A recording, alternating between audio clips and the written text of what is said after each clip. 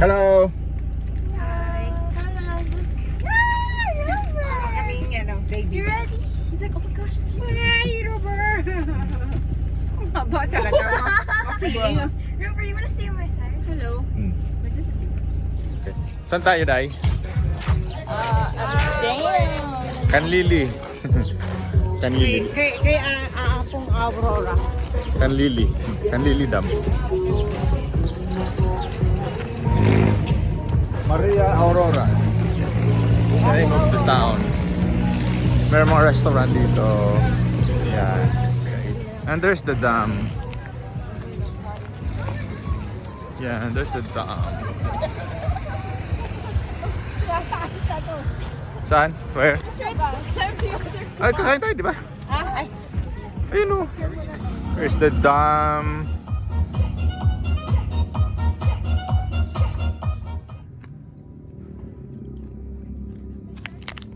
The wraps are made from plastic drums. I don't know what's this dam for. Maybe for irrigation. Doors open. Who's open? Open.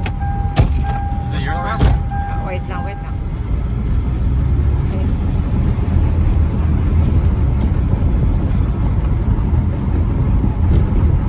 It's all clear. So still.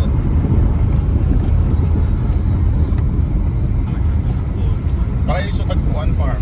Okay na. Thank you. Welcome. And then you have to wait. Yeah. Wait here. Okay. Welcome to Baler. Yan.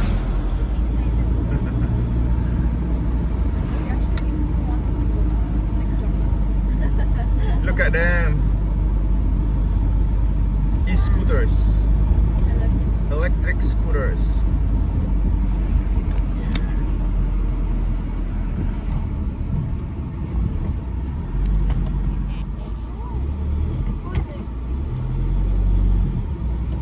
Dito na yun, di ba? Okay, I have to list everyone. Dino, Vernon. Dino. Ayun. You like Dino? Why? That is so cute. There is. You like go ahead. Jongan? I like Jongan too. Jongan and Ah, there's a mini beach. so your main bias is Dino. Who's your bias? Wow! Look at the view there, oh! Wow! Pag umaga, kasi walang dyan. Wow! Look at the waves. Wow, pwede palang pumunta doon. We could actually go there. Oh. Oh.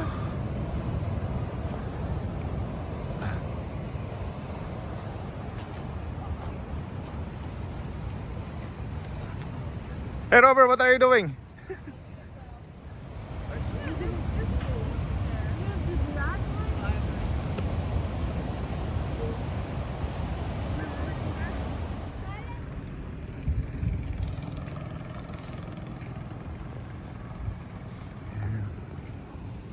Ito po yung resort. And the spot is sitting place there. Ah, may isang generator.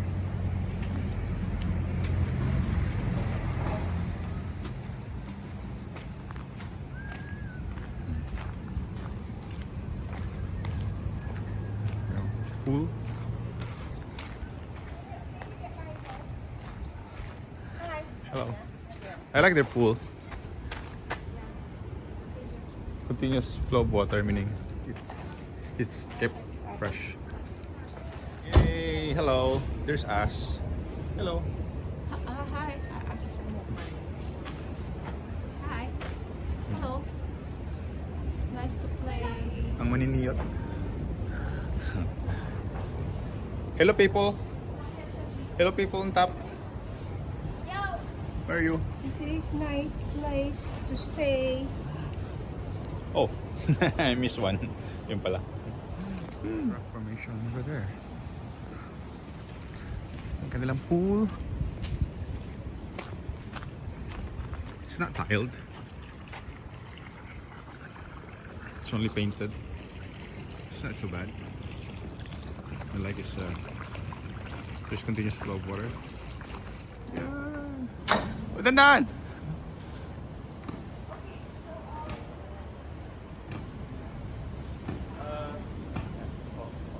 Oh, somebody to ano? Yan. Kaya pa, Joy? Get that workout.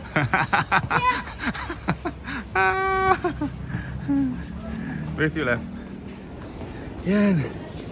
Whew. Okay, start from here. This is our spot. Yan. It's a kitchen, dining, may ref, may toilet, may couch. How many beds? 5? There's 5. Oh, no, 3. Double deck. No, this 2. Double, single, double. And there's 1. 2 air cons. And there's Wi-Fi. Hotline. And then what's in here? Nothing. Oh.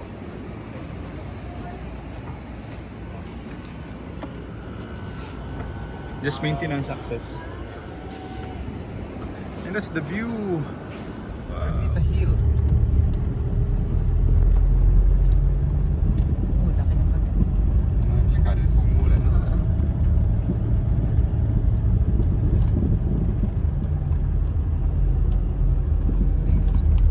There's bahay. Full stop.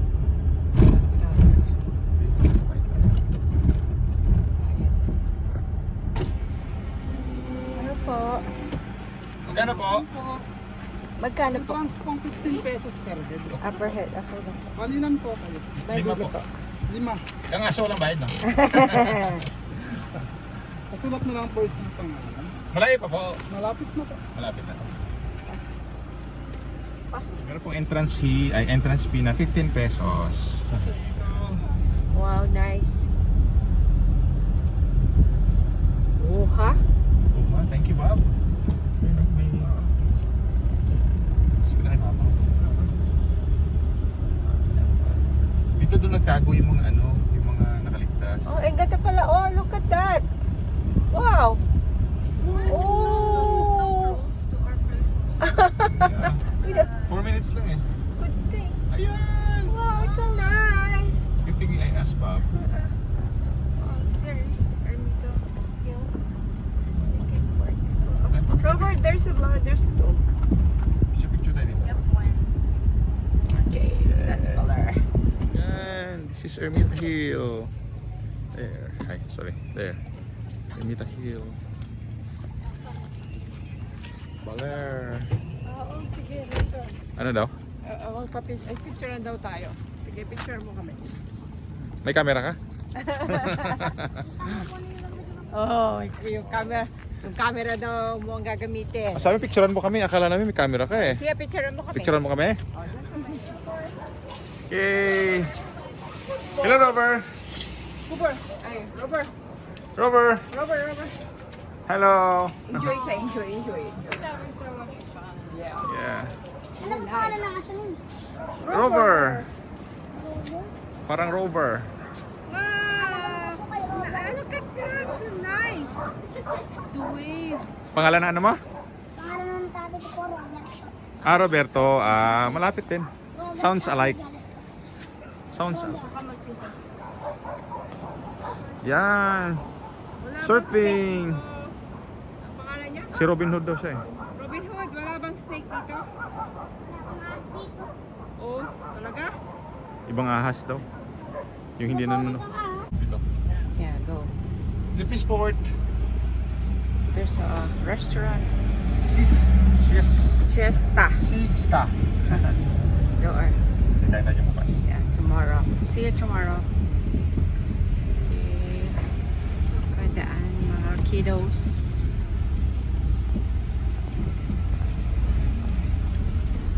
There you are. Start looking problema lang dito. Lumabas. Okay na. Okay. Pretty eh.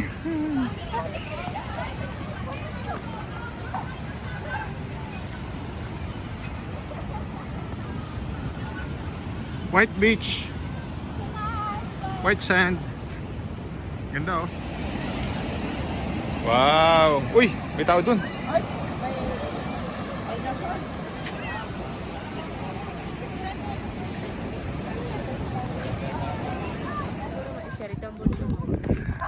Hindi mo tanggal yung bulso. Huwag ka dyan!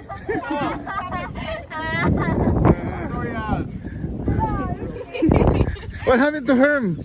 He couldn't walk, so I'm carrying him. Oh my God.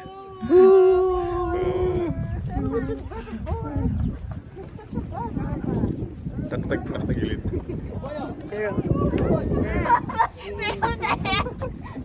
Oh, may ginayad din dito. Aso mo yan? Baka nangangagat yan ha. Pogi talaga ni Sir. Oh, baka mabasag. Hello, mga tour guide. Robert, Robert, tumba pa. tara. Let's go. Ay, papa. Tara. Robert, come on. Go. Oh, go. Go. Are you ready? Takot siya. Oh, 1, 2, 3. Oh, nice view. Hello. Okay. May island sa gitna, no? Bili na kayo, bili na.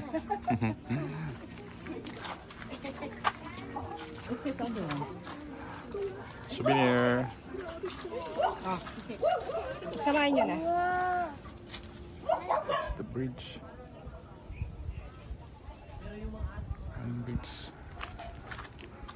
This bridge was originally intended for people to cross from one barangay to another.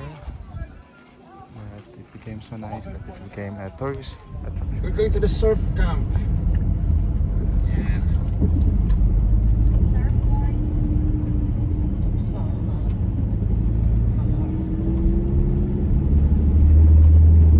Ito na ba yan? Sa dulo pa yun, di ba?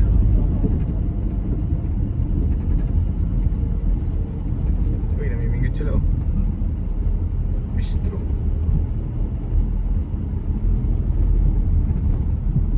Ayun. Aliyah. Palia. Aliyah. Dito ba? It's one of the places where we can rent out. Saan tayo pumunta? Diretso? Sa Diretso ba? wait, I don't know. Where's my way?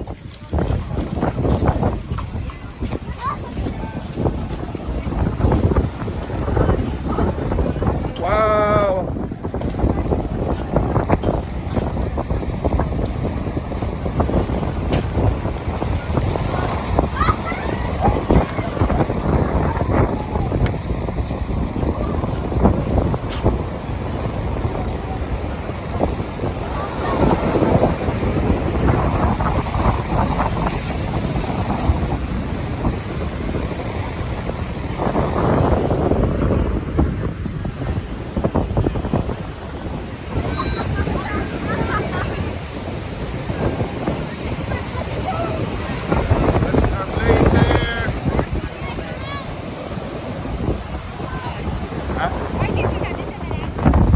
Ganda ng place, no?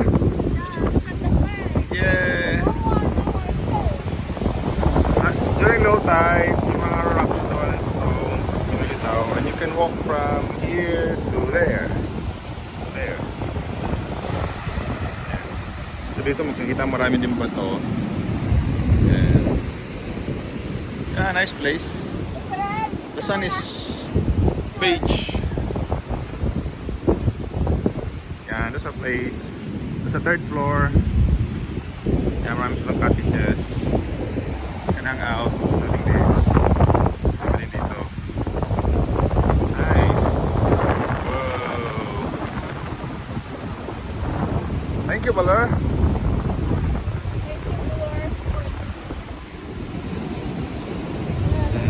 Ganda. Ganda na place. So nice.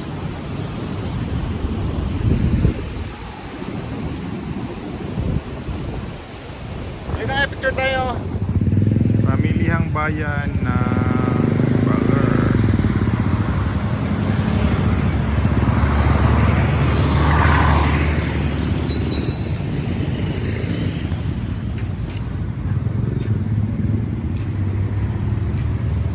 Good place to shop.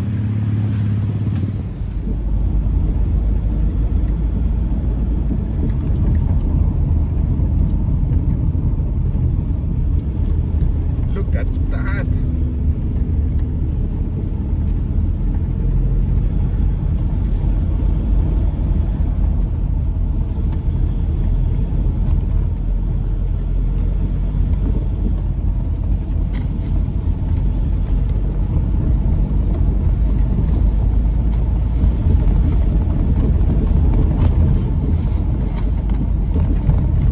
This endless zigzag twisties.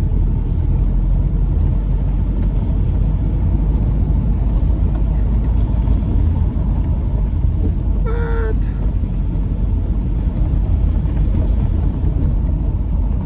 Kumain na kayo?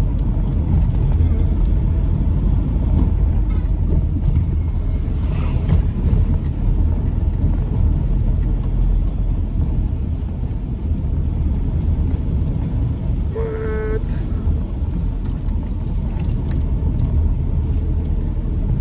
This road is going to Baler. We came from Baler, going to Bungabon, and it's endless twisties.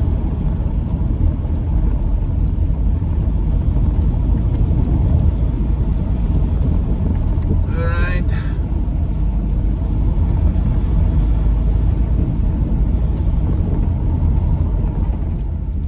Ito yung sura ng mga pasahero ko. Hello. Zigzag. Sa kilong-kilong na kami actually. It's the longest twisties in the Philippines, I think. Pero more than 1 hour na twisty and zigzag. We've been traveling for the last, I think, 20 kilometers, and that's all zigzag. Grabe. Some review of the road. We go up, we go down. Yan. Whoa. Yan.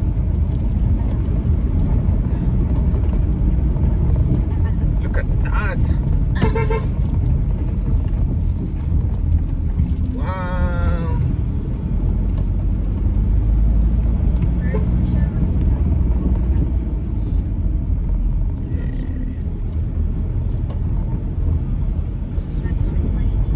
Doing some roadworks.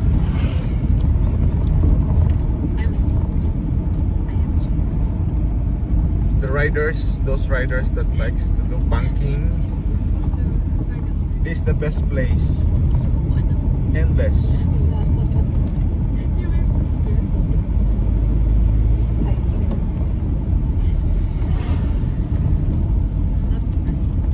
What?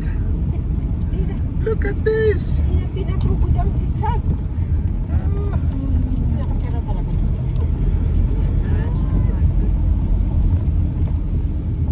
We're passing through the mountains. Ano tawag dito sa mountain na to? Aurora Reserve? Yeah. Oh.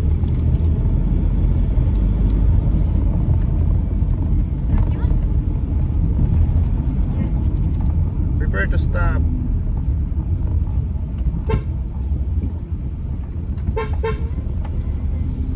Thank you. Wow. Look at that. Ooh. It's the road that keeps on giving.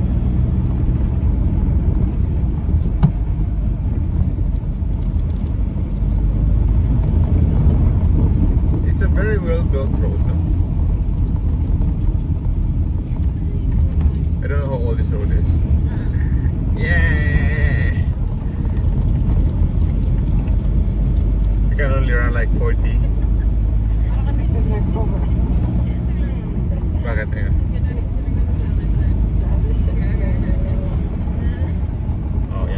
Wow.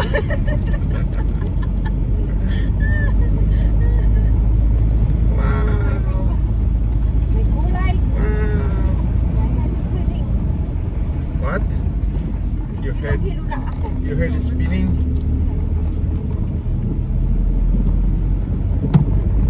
And we're not even running fast. We're just chilling. We're just chilling. Yeah. Oh, come on. Yes.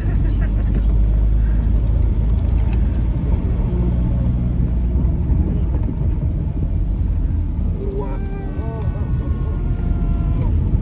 Yan, ito. Medyo straight. Ah, mas ito kasi mas tagal.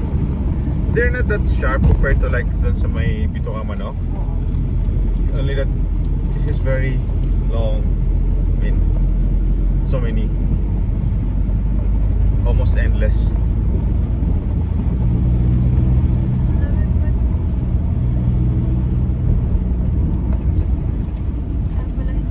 For reference, we are driving a Kia Carnival 2012 model. It's not even a car. It's a minivan. Yan. Wow. Yeah, very well maintained and very well built. Look at the rip props. The sidewalls. Another one. Another one.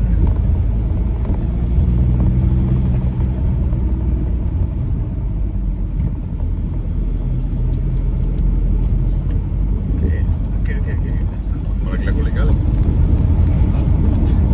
Kung siya tapos malaglag.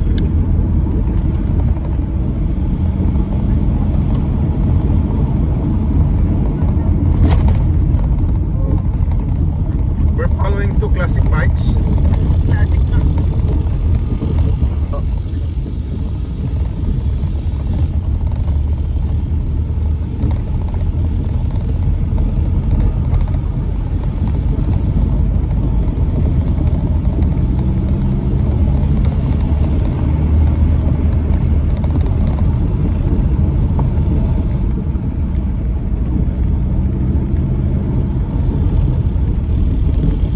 Two Hondas. I don't know if they're the same.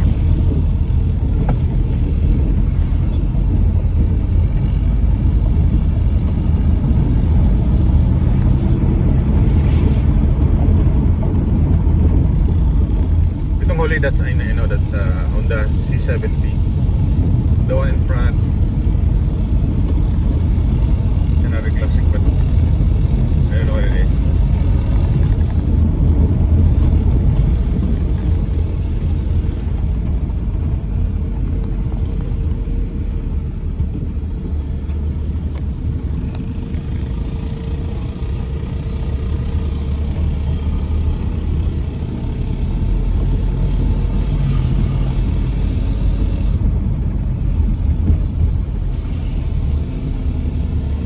Figure out from here.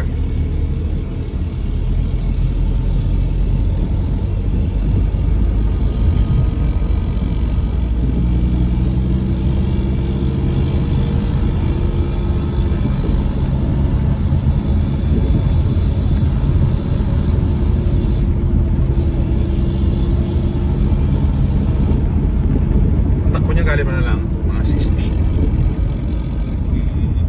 kilometers per hour. 3 speed. Itong sa huli.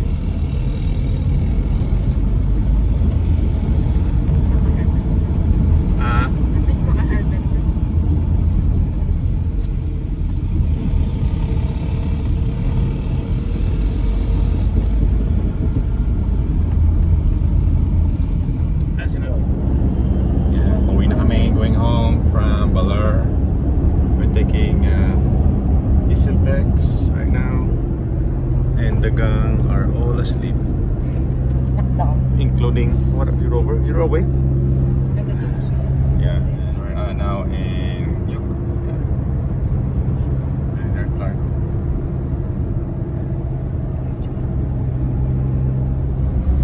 Going to Baler from Manila. If if you're leaving midnight or very early in the morning, you can take the San Miguel route. But daytime traffic is very bad, so best to take NLEX, EasyTex. Same thing also going back to Manila from Baler. So since we left about 8 o'clock, so we took the EasyTex. Yeah, it's about the same time, 6 hours. When you're leaving like midnight or early morning. So it's very far, about the same distance as Baguio. But because there's not much expressway, if you take the other route, it will be longer. So yeah. So things to do in Baler. What? Miss Driver, what to do in Baler? Surfing. Surfing. Private surfing is the top in your list. So if your first time, you pay. How much is the rental? $350, right, per hour for the surfboard. But if you need an instructor, they charge $500 or $550 with an instructor and the surfboard per hour. Yeah, 1 hour should be fine. And best to do it in the morning, about 8 or 9 or 10 o'clock. In the afternoon, the tide starts to rise, so the shallow part of what we call Sabang Beach is a bit nearer the shore, so it's best to do it in the morning. So yesterday we went there, we took some surfing lesson, 5 of us, 3 adults, all adult stuff, and our 3 children, excluding the dog. Yeah, so 500 per each of us. Yeah, we had fun. And what else to do there? Eating. Eating and sleeping. Ermita Hill. That's the place apparently where when there was a tsunami that happened in the town way back, I don't know what time, they went up there, and that's how those residents survived. Because the Ermita is high up in the hill, as the name implies. And what else? Yeah, of course, food, beach. Huh? Bridge. Yeah, yeah, the hanging bridge. Yeah, hanging bridge. It's about, I think, 100 meter span. So it's a hanging bridge. So the bridge spans between 2 poles, and it's just for people. Originally, it was intended for the 2 barangays to go to each other as a shortcut, because you can actually take the normal bridge, but it's a bit distant. So they built that one, and it became a tourist attraction. I don't know anything else there to do aside from the beach. You can go also to the lighthouse, but you need some special access. You need to pay, I think, $350 per head to go into the cove. I forgot the name. You can search it online. But yeah, Baler is a good place to go when you are relaxing. The weather is good, very cool, because it's very near the mountain, and people are of course nice. Yeah. Hotels and accommodations are not cheap. We paid 5,000 pesos per night, and that's not even peak today. It's December. So if you go summer, I don't know how much the rate would be, but they will be expensive. But if you are local, it's best to contact the owners in the resorts instead of booking through apps like what do you call that? Airbnb. But if you're foreign, of course, it's best to do that. You have more security. But if you're local, yeah, I would suggest going directly into the resort. You'd save, I don't know how much, maybe 10%, 20%. Yeah, I'm just guessing, because I don't know. Yeah, so we had fun, and hope you guys come and visit Baler, one of the places to go here in Luzon. Yeah. Travel time from Manila is about 6 to 7 hours if you take the expressway. In Lex, EasyTex if you're coming from Manila. But if you take the normal, it will take like 8 hours, I think. But if you leave very early, as I mentioned, then that would be about the same time as here. So yeah, hope this gives you some idea.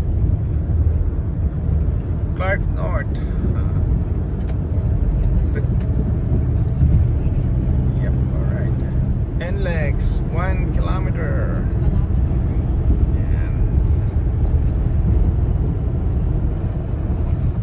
NLEX entrance. Or link. This is normal. It's going to Subic. Yeah. Which is Manila. This is Clark. Right there. Lots of development. Is that the airport terminal? NLEX South Manila. Mabiga, Dao exit. Yan. So those are coming from NLEX and they're going to NLEX. Look at that, they're crawling. This is from San Fernando to Dao. Look at the traffic. Oh, grabe yung Oh. Hopefully it's not too bad going to Manila.